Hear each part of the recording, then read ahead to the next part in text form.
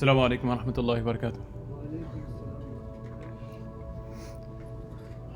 إن الحمد لله نحمده ونستعينه ونستغفره ونؤمن به ونتوكل عليه ونعوذ بالله من شرور أنفسنا ومن سيئات أعمالنا من يهده الله فلا مضل له ومن يضلله فلا هادي له نشهد أن لا إله إلا الله وحده لا شريك له ونشهد أن سيدنا ومولانا محمدا عبده ورسوله أما بعد فقد قال الله تبارك وتعالى في القرآن المجيد والفرقان الحميد أعوذ بالله من الشيطان الرجيم بسم الله الرحمن الرحيم إن عدة الشهور عند الله 12 شهرا في كتاب الله يوم خلق السماوات والأرض منها 4 حرم ذلك الدين القيم وقال النبي صلى الله عليه وسلم أفضل الصيام بعد رمضان شهر الله المحرم صدق الله العظيم وصدق رسوله النبي الكريم ونحن على ذلك من الشاهدين والشاكرين والحمد لله رب العالمين.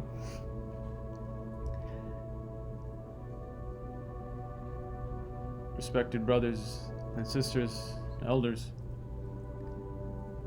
Allah subhanahu wa ta'ala has given us numerous blessings, from our health to our wealth to our family to time. Allah subhanahu wa ta'ala is the creator of the heavens and the earth, which includes time and space.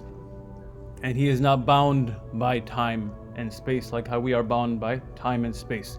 We have a date of death, we have a date of birth. Allah subhanahu wa ta'ala is not bound by date of birth or date of death. And for every single creation, He has infinite wisdom for creating that creation. Every single day, every single month was created by Him through His infinite wisdom. And every minute of life that Allah subhanahu wa ta'ala has given us is a gift from Him which needs to be availed. And in respect to time, in regards to Allah subhanahu wa ta'ala, all time is same. Every day, every month, everything is the same. However, Allah subhanahu wa ta'ala, He attached a special sanctity to specific days or specific months out of the year. He assigned particular ibadah that needs to be done during that time. And only because of that reason, that day or that month is deemed special in our eyes. That is the only reason that specific day or that specific month is considered special, because the Sharia has considered it special. Otherwise, all time is the same, all months are the same. And that's why Allah subhanahu wa ta'ala talks about that in the Quran as well, that we have created 12 months. From amongst those 12 months, 4 of them are ʿāshūrāʼ al-Hurum, the sanctified months, and we'll talk about that in a minute. But I wanted to make sure we made this point clear, that we understand that Allah subhanahu wa ta'ala is the creator of time, and that is how we look at all of our months and all of our days. We look at it at a macro level. After understanding the macro level, then we go to the micro level, and we look at the particular months or the particular days throughout the year that Allah subhanahu wa ta'ala has given.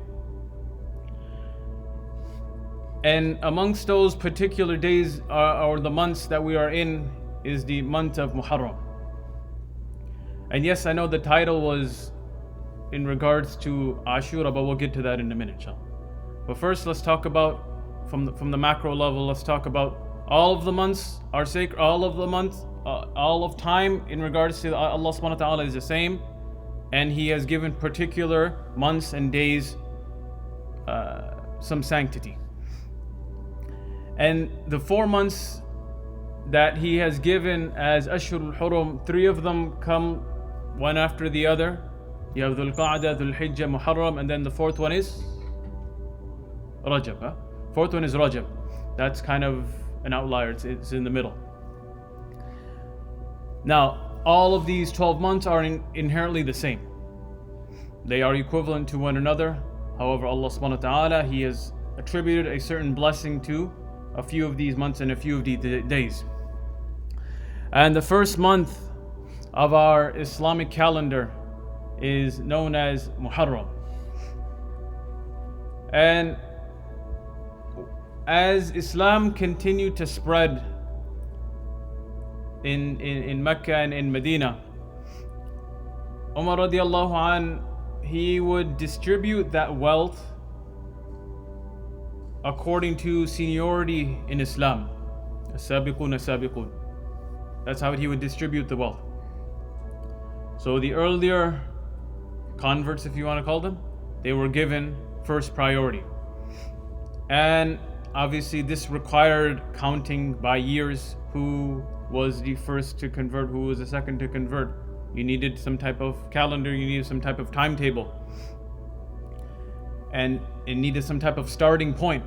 So prior to this, they didn't really count years or had a first month per se.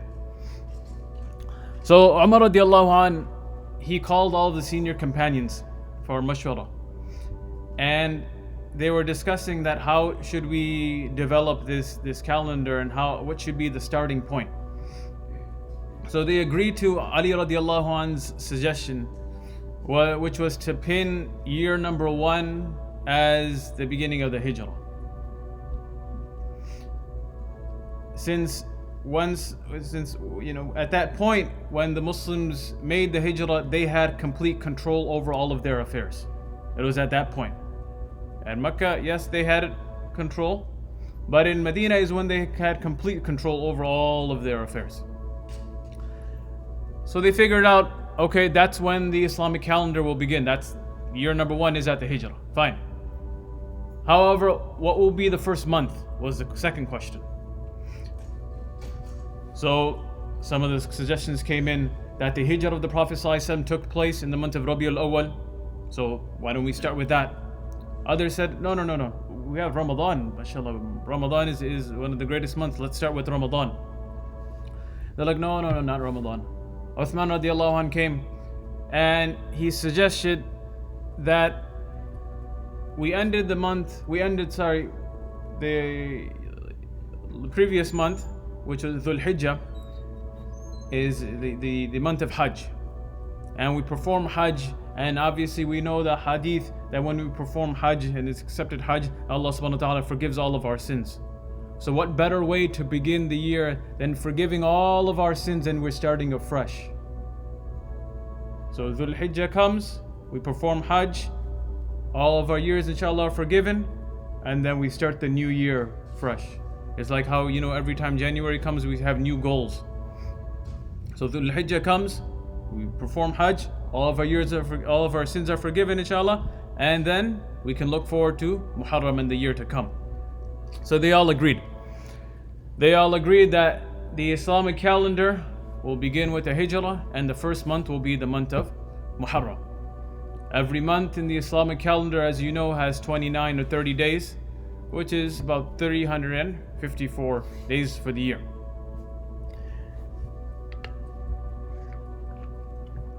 Now, I don't usually like just sitting there and just giving the lecture the entire time without getting some back and forth.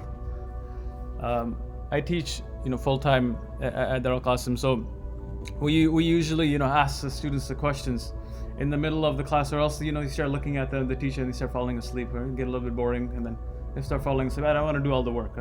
We do a little bit of back and forth, inshallah, just a little bit more fun like that. So we have one question, one trivia question, inshallah. Was how many years was the fast of ʿāshūrāʼ mandatory? How many years was the fast of ʿāshūrāʼ mandatory? Could be 0. I might just be,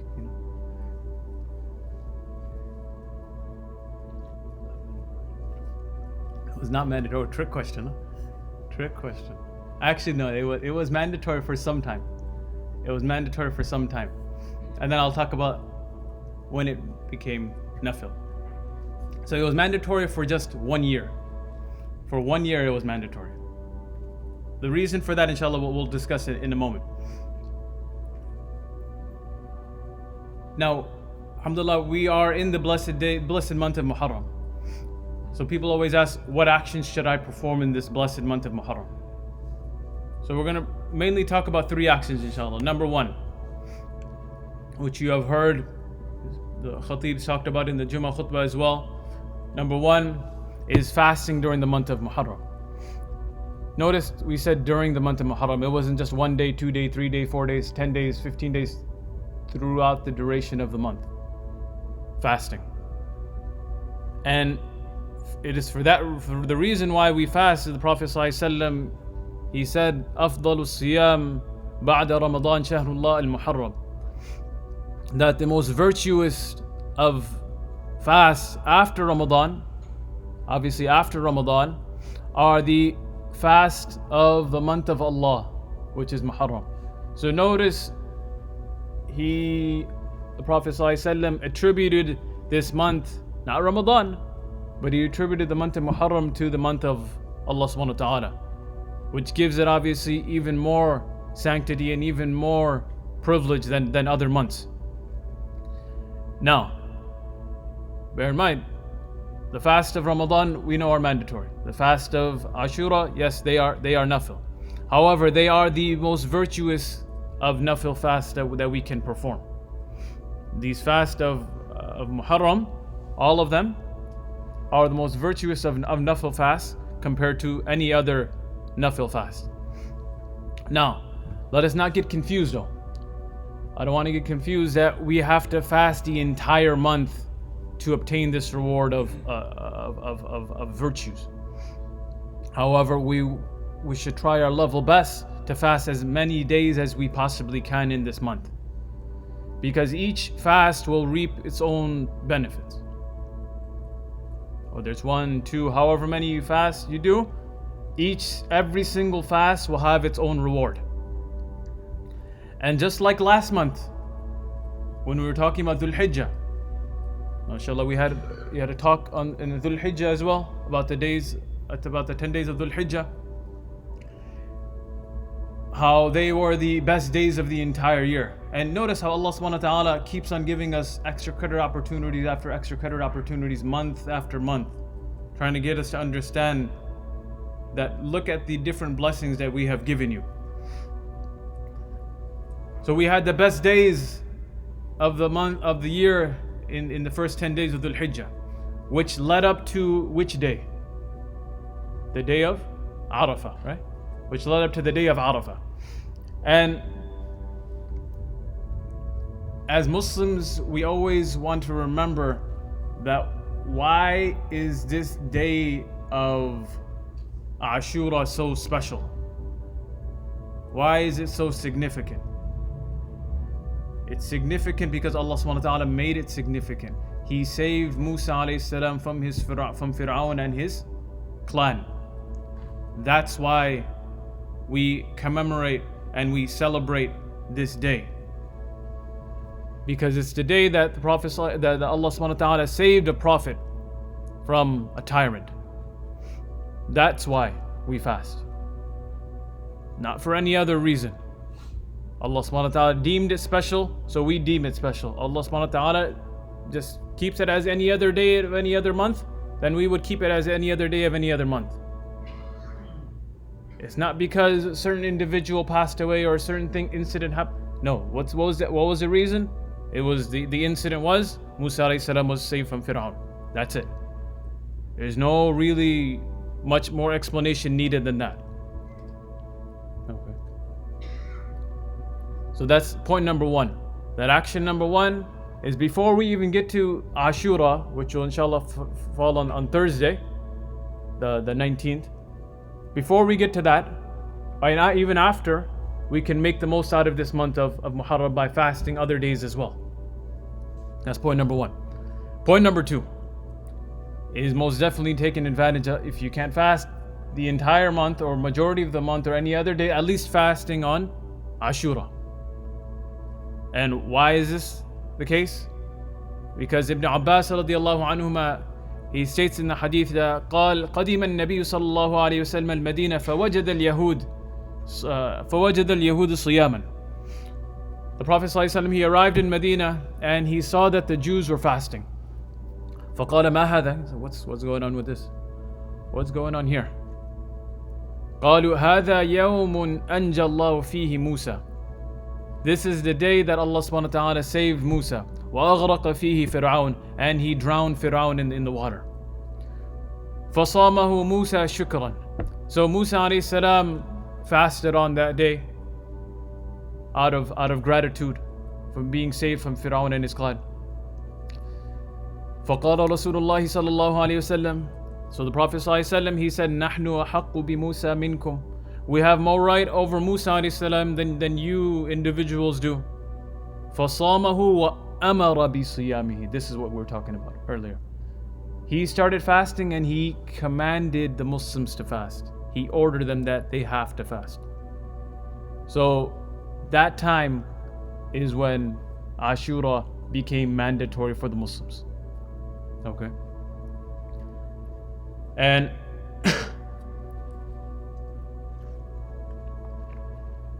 in this year of 1443, as we mentioned, Ashura will inshallah fall on August 19th. So that is the Thursday.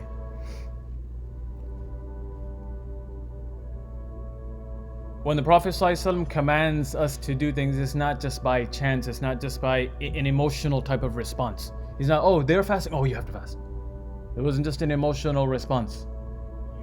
He's saying, what is the point the Prophet ﷺ is trying to make? That we have more right over Musa ﷺ than you individuals do. He is amongst the prophets that we need to believe in as Muslims. No doubt, the Prophet ﷺ Sharia and Islam abrogates all of the previous shara'i', all of the previous shari'ahs. But we still as Muslims need to believe in all of the prophets, and Musa alayhi salam is included amongst them. And Aisha radiallahu anha, she narrates a hadith that قالت كان يوم عاشوراء تصومه قريش في الجاهلية. That even in the Jahili time, the Qurayshi Arabs, what they do, they would fast during this day of Ashura. Okay. They also fasted. وَكَانَ رَسُولُ اللَّهِ صَلَّى اللَّهُ عَلَيْهِ وسلم يَصُومُ. And the Prophet ﷺ also fasted on the day of Ashura, before Nubuwwah was given. فَلَمَّا قَدِمَ الْمَدِينَ صَامَهُ وَأَمَرَ بِصِيَامِهِ. And as we mentioned, when they came to Medina, that's when he commanded all of the Muslims that they must fast. And he also fasted. فَلَمَّا فُرِضَ رَمَضَانَ. When Ramadan fast became mandatory, تَرَكَ يَوْمُ عَاشُورَ فَمَنْ شَاءَ صَامَهُ وَمَنْ شَاءَ تَرَكَ. When Ramadan fast became mandatory, the fast of Ashura was lifted and put in the categorization of nafil. Whoever fasted. Whoever left it, they could leave it. It was not fard anymore. However, it still had great significance and you still had great reward by performing that fast. And the prophets, all of them, are the best of humans. They are the most tested, tried and tested of humans as well. أَشَدُّ النَّاسِ بَلَاءً الْأَنْبِيَاء ثُمَّ الْأَمْثَلُ فَالْأَمْثَلُ. As the Prophet ﷺ said that, he said that the individuals that are most tested are the prophets, then those individuals that resemble them, then those individuals that resemble them. So Allah subhanahu wa ta'ala, He commemorated the family of Ibrahim alayhi salam in the season of Hajj. They built the Kaaba. His wife performed sa'i, looking for water. And now we perform sa'i every single time we go to the Haram. That's commemorating the family of Ibrahim. Sacrificing the animal on Eid. Who is it? Again, commemorating the sacrifice of Ibrahim and his family. So different times, the Prophet ﷺ, different times Allah subhanahu wa ta'ala has commemorated different prophets within the Quran and in other scriptures as well.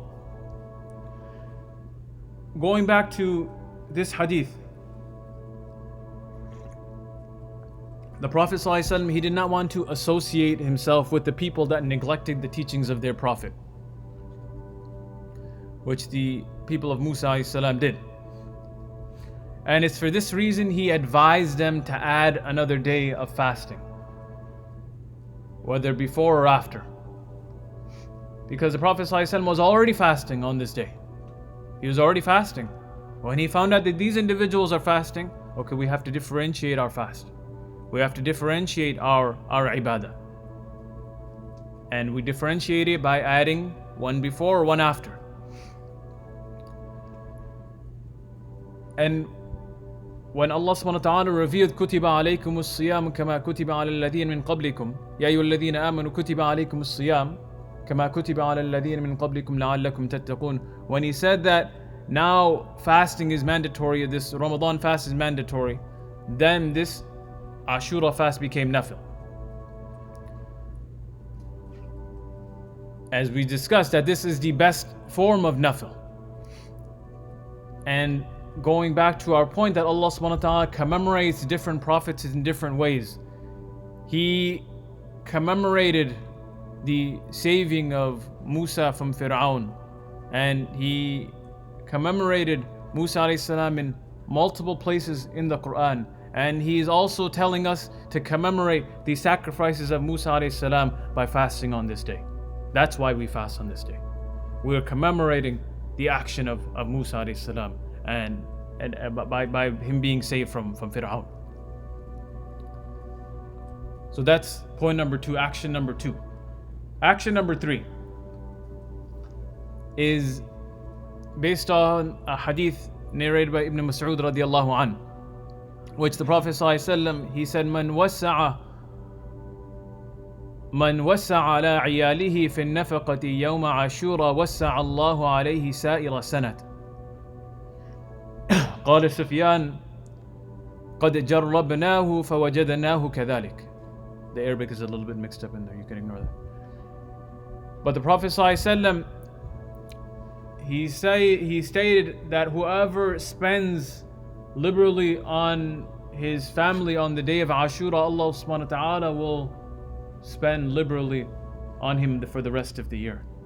Allah subhanahu wa ta'ala will shower his blessings upon him for the rest of the year. And Sufyan, he mentioned, let's test it out. Let's test it out. Let's see if that will work. So he said, قَدْ جَرَّبْنَاهُ. We tested it out. We tried it.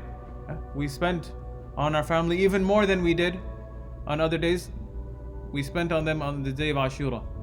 And it was exactly like how the Prophet ﷺ said, we noticed the blessings of Allah subhanahu wa ta'ala come even more upon us and on our family for the duration of that year.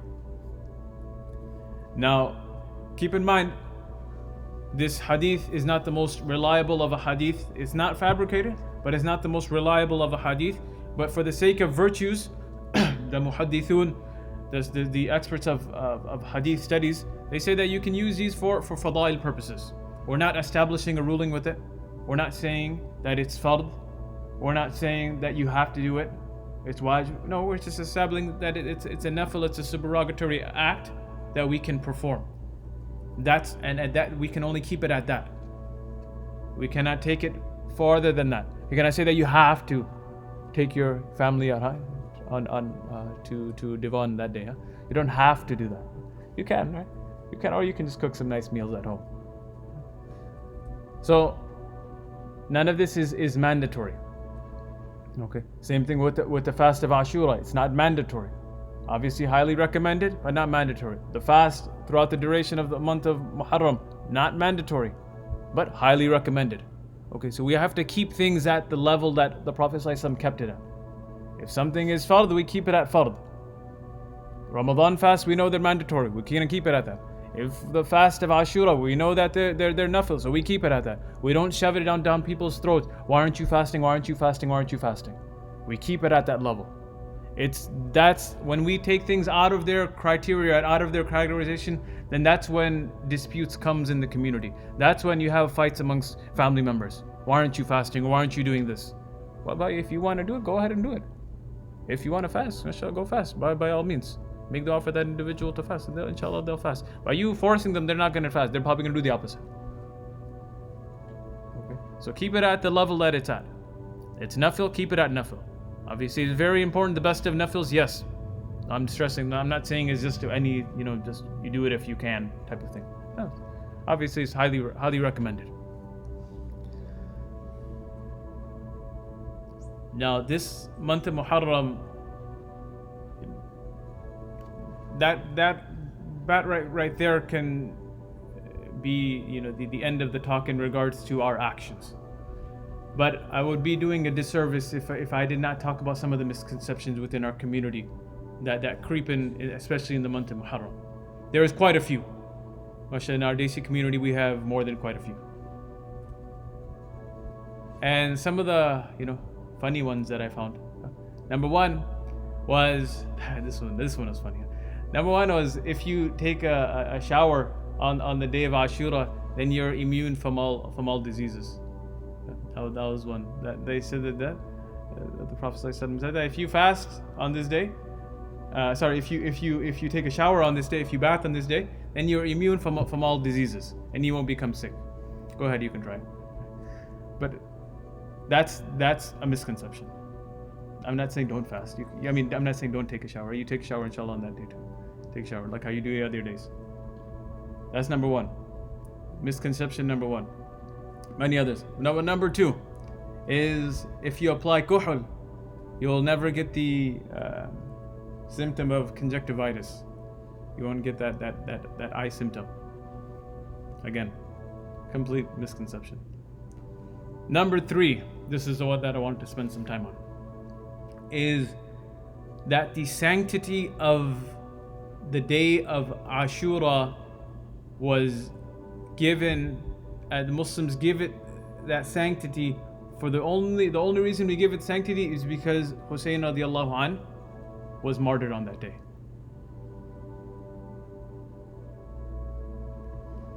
And to attribute the sanctity of Ashura to the martyrdom of Hussein radiallahu anh is completely absurd, because that took place over like 50 years later. Then the Prophet ﷺ telling the Sahaba to fast on that day. Makes no sense whatsoever. It was 50 years later. How are you going to say an incident that took place about 50 years later? That was the reason why Allah subhanahu wa ta'ala and the Prophet ﷺ sanctified it on that day. Makes no sense. Okay. And they were doing this before Islam anyways. It was known as sanctified day before Islam as well. So to connect it with that makes absolute no sense. Okay. Because it was even before even the birth of Hussein radiallahu anh, it was known as sanctified. And when you come across, obviously Shias, especially our brothers and sisters from the subcontinent, have dealt with this quite a bit. They say that the Ahl Sunnah wal Jama'ah, what they have done is they have distorted the Quran. They have taken verses out or portions of verses out, and they have left out certain hadith that were only narrated by their Shia scholars. And they themselves fabricated hadith that never existed before, and we'll get to that in a moment. For example, the concept of their 12 Imams. When they said that when Surah Alam Nashrah was revealed, it was revealed like this: Alam nashrah laka sadrak wa wada'na anka wizrak alladhi anqadha dhahrak wa rafa'na laka dhikrak bisihrin aliyyin. That's what they say. Wa rafa'na laka dhikrak bi aliyyin sihrak. Sorry, just to make it rhyme there. Bi aliyyin sihrak. That's what they say that the Sahaba left out. That's what the Sahaba took out. Bi aliyyin sihrak. Because they say after the Prophet ﷺ passed away, who should have been the Khalifa? The Khalifa should have been Ali. That's their belief. The Khalifa should have been Ali. And to prevent that, they removed the Sahaba, other Sahaba removed these two words, bi Ali and Sihrak. That what does وَرَفَعْنَا لَكَ ذِكْرَكَ mean? وَرَفَعْنَا لَكَ ذِكْرَكَ means that we elevated your maqam, we elevated your status, you are going to be mentioned. How? They say, bi Ali, through your son-in-law Ali. Yani through that generation and that family of the Prophet ﷺ, Ali and his entire Hassan, Hussein, and the list goes on for the 12 Imams. So this concept of imama is more important than what Allah subhanahu wa ta'ala and what the Prophet ﷺ laid down the foundations when the Sahaba were alive. If the Sahaba were bad people, then I'm pretty sure Allah subhanahu wa ta'ala would not mention over 100 verses talking about their good qualities. He talks about them that Muhammadur Rasulullah والذين معه أشداء وعلى الكفار رحماء بينهم تراهم ركعا سجدا. What are these individuals doing? These are the Sahaba, these are the companions of the Prophet. What do you see them perform? You see them performing salah, you see them performing ruku' and sujood. They show mercy to the believers, they show sternness to the disbelievers. These are the Sahaba. Radiyallahu anhum wa radu an. Why would Allah subhanahu wa ta'ala be pleased with them if they were bad people? Allah subhanahu wa ta'ala would not mention that in multiple places, that He is pleased with them and they are pleased with Allah. Okay. So what would they say? They say that the Sahaba added verses or removed certain verses from the Quran. And they were trying to just, they were doing these things for their own whims and desires and their own fancies. So that's why they fabricated a hadith trying to prove their concept of imamah, trying to prove the concept of the 12 Imams. That is what the Shias would do. But you look at the life of the Prophet ﷺ. When he became sick with his final illness and he was unable to come to the masjid for salah next door, who did he tell to lead the salah? Did he tell Ali? He didn't tell Ali. All due respect to Ali. He said, Muru Abu Bakr falyusalli bin nas. That tell Abu Bakr to go lead the salah and he will lead it. That is the individual who he told. When he went on the hijrah from Mecca to Medina, who did he take with him? Did he take Ali with him? He didn't take Ali with him. Who did he take? He took Abu Bakr radiallahu anhu.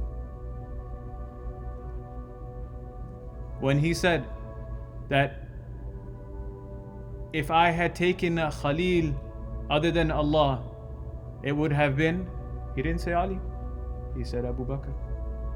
Obviously, the only individual, the only person who is in Allah, the Prophet ﷺ's Khalil, who is his friend, is Allah subhanahu wa ta'ala. He said, just if I took somebody as my Khalil, as my best friend, it would have been Abu Bakr.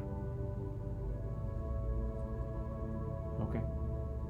So this concept of imama that the Shias come with is that Allah appointed certain individuals as the leaders that we have to follow. Okay. They are the individuals, no buts, no ifs and buts, we have to follow them. And Shiaism is the concept of those individuals that follow those particular imams and fabricated a hadith and fabricated ayat attributed to them as well. So this concept that the Shias trying to show respect to Hussein radiallahu anh was born about, as we said, about 50 years after the hijrah. Okay, when Hussein radiallahu anh was martyred at Karbala. And I don't have much time to talk about that, but that's a whole story on its own. Why would you, why would that be a means of commemoration? Why would that be a means of celebration? Hussein radiallahu anh, the grandson of the Prophet ﷺ, Ali radiallahu anh's own son being killed. Why would that be a means of commemoration? If that's a means of commemoration, then every other day where somebody else passes away should be a means of commemoration. Then we would fast every day of the whole year then. Because Sahaba passed away multiple days. Makes no sense. Makes no sense whatsoever. When Hussein radiallahu anhu was going to Kufa and they said that they were going to support him. He got there and he noticed the situation was not as it was told to him, that they were going to be under his leadership and they weren't going to follow Yazid, right, the son of Muawiyah.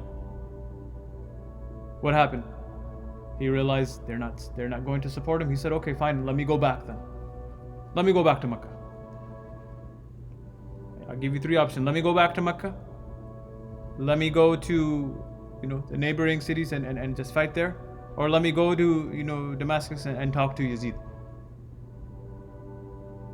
Individual said no to number one, no to number two, no to number three.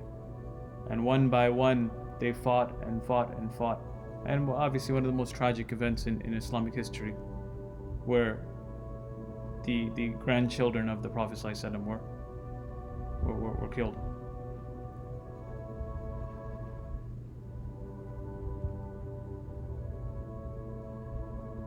How could you possibly use that day as a means of commemoration, where they severed his head from his body and took it to Yazid? How could that be a means of commemoration? Absolutely not. Absolutely not. And we could talk about this, further, but I think that's enough for that point.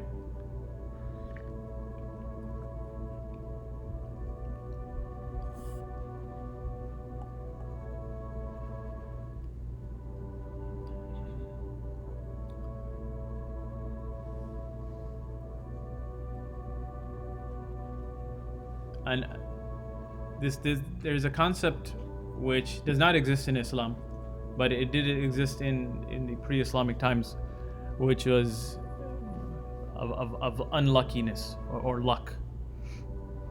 Everything happens because of the will of Allah subhanahu wa ta'ala. Allah subhanahu wa ta'ala decreed for it to happen, so it happens. So some individuals come and say that Muḥarram is an unlucky month, for the same reason, because Hussein radiallahu anhu was martyred during that time. And it's for that reason people would not hold joyous occasions, they wouldn't have marriages and things of that sort, because they would say that since Hussein radiallahu anhu was martyred during this month, this entire month is unlucky. There's no concept of that in Islam. Absolutely baseless. Don't make it harder upon your children to get married. Don't make it harder for them. It's already difficult. Okay? It's already difficult.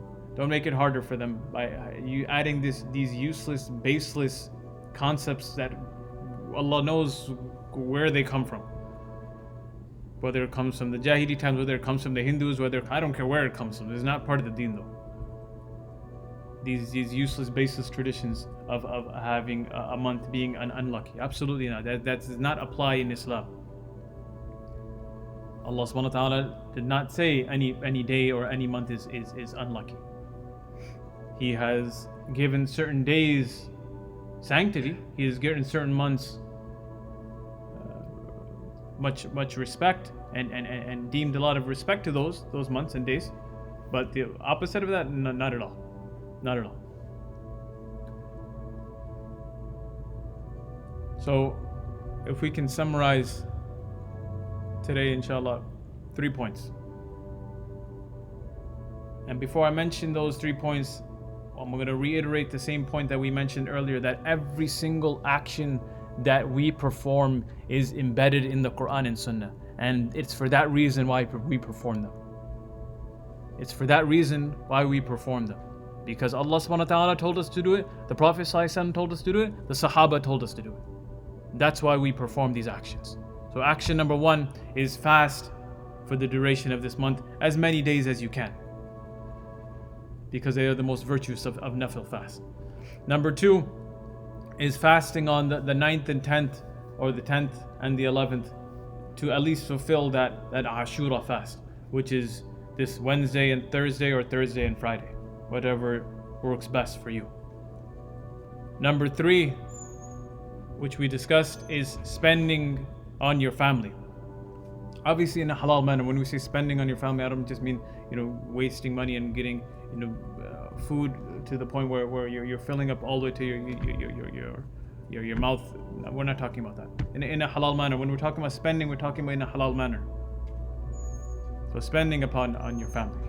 These are our 3 action items, and we ask Allah subhanahu wa ta'ala to allow us to implement what was said. We ask Allah subhanahu wa ta'ala to forgive us during this blessed month of Muḥarram. We ask Allah subhanahu wa ta'ala to allow us to fast during these blessed days of Muḥarram. We ask Allah subhanahu wa ta'ala to spend on our family during these blessed days of Muḥarram.